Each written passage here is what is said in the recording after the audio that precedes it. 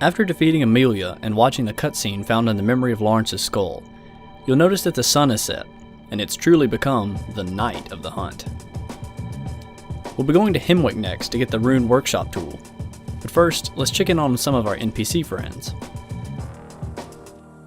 Returning to Odin Chapel, we can actually speak directly to Ariana now, who will offer a vial of her blood, which restores HP and gives improved stamina regen for a short time.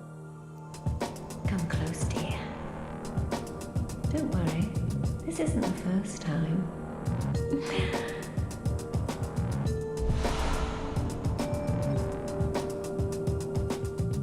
We can also talk to the old woman from Central Yarnum, who has been here for some time, but now that the night has fallen, seems to be a little crazier than usual.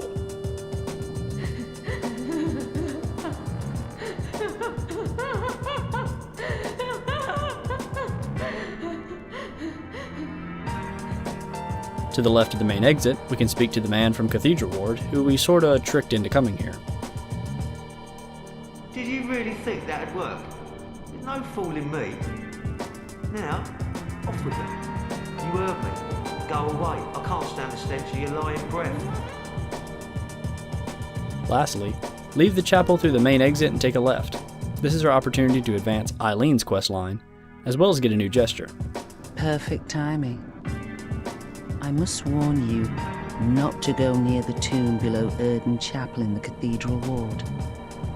Henrik, an old hunter, has gone mad. And he's my mark. The place Eileen is referring to is the graveyard where we fought Gascoigne. Here you'll encounter Henrik, Gascoigne's partner. Your focus for this fight isn't so much to kill him, as to do as much damage to him as possible before Eileen shows up.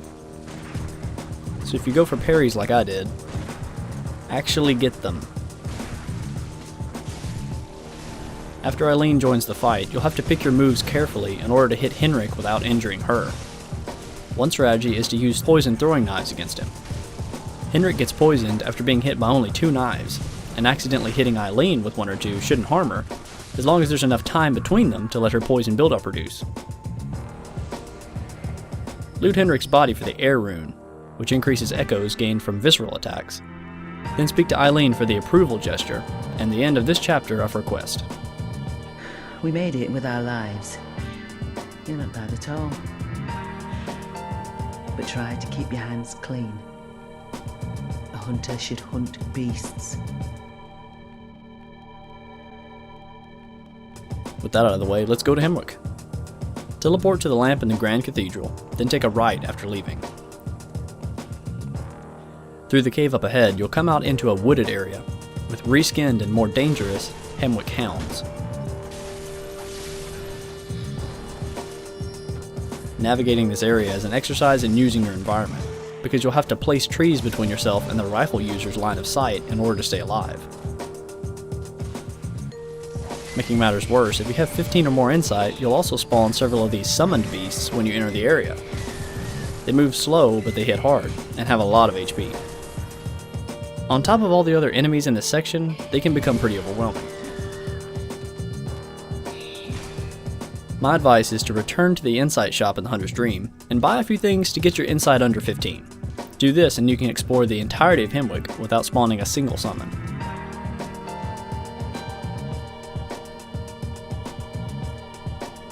In crossing this wooded section, be careful of the massive cluster of riflemen on the right side.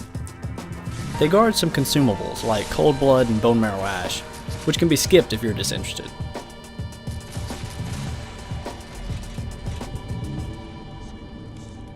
Open the gates and light the lamp up ahead.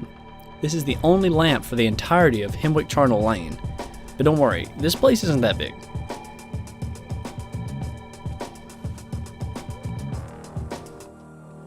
Down the hill past the lamp, you'll find several graveyard hags. These enemies are very similar to hunter mobs from Central Yarnum. They use various types of weapons, and they aren't that difficult to take down. The only thing to watch out for are the Molotovs they can throw. Clear them out and pick up the 2 twin blood shards found nearby. This is the upgrade material we'll need from +4 to +6. Head up the wooden ramp on the right side and grab the Madman's Knowledge. There's an elevator here that will unlock soon, so memorize this location. Back down the ramp, press forward and clear out the next room. A hag will be throwing Molotovs from an upper platform, but you can use the tree as cover. Then head up the stairs to punish her. Up a second set of stairs, double back for another set of twin blood shards, then stare down a brick troll.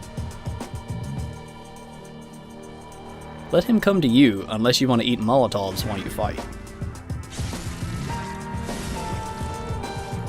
Pass by the locked gate and take out the Molotov thrower.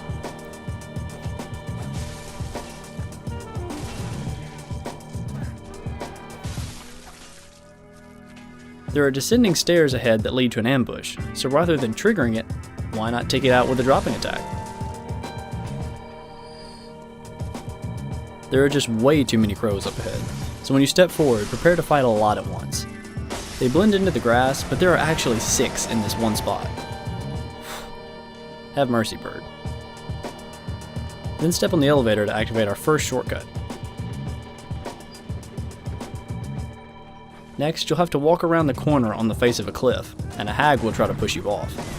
Lure her back a little and don't give her the satisfaction. Across this small bridge, there's a brick troll and several hags. They are hard to defeat all at once, but if you're confident in your parries, the troll can be dealt with easily on the bridge. Enter the farmhouse and deal with the hound in the darkness. Head up the ladder and take out the scurrying beast.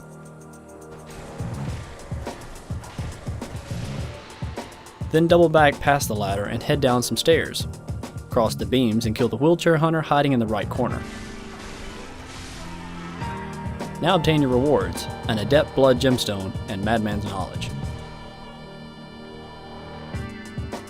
Back on the second floor, step outside and onto the roof. Follow the path that wraps around, defeating hags, trolls, or whatever else gets in your way. Until you see the next farmhouse. There's a nasty ambush in the corner, so trigger it before walking in. Leg it down the stairs and back outside. To the left is a lever which opens the gate from earlier, so you might want to do that first.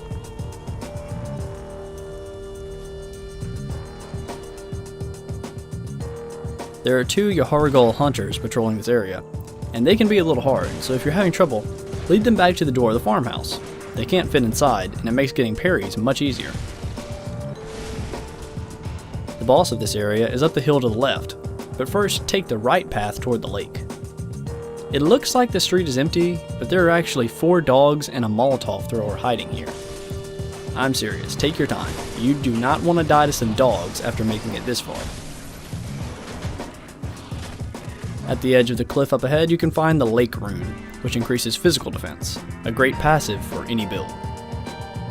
Now climb the hill and keep an eye out for a break in the railing on the right. There's a final Yahar'gul hunter with his back to you guarding a chest. Have your way with him, and open the chest for another blood gemstone. Lastly, enter the house at the top of the hill. Pick up a Madman's Knowledge and kill the scurrying beast. Now nothing but the boss remains.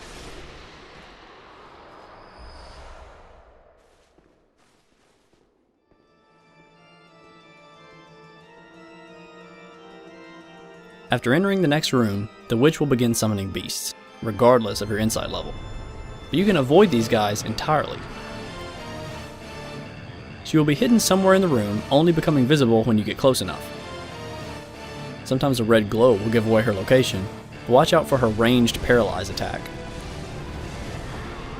She can use that even while invisible, and it can destroy you if you're in the wrong place when it takes effect. After you kill the witch, a second health bar will appear. There have actually been 2 witches in the room all along. Now the number of summons in the room will increase, and if you take too long finding the second witch, the first one will be revived with a small amount of health. There's not a lot you can do about this, but it's usually insignificant enough that you can kill her again with one combo.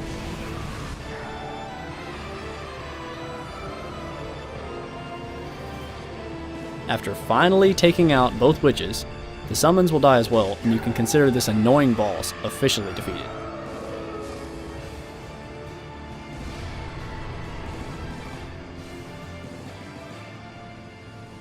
Light the lamp and open the door in the next room for the Rune Workshop tool. This finally unlocks the ability to equip runes via the altar in the Hunter's Dream, and I know you've been itching to use them.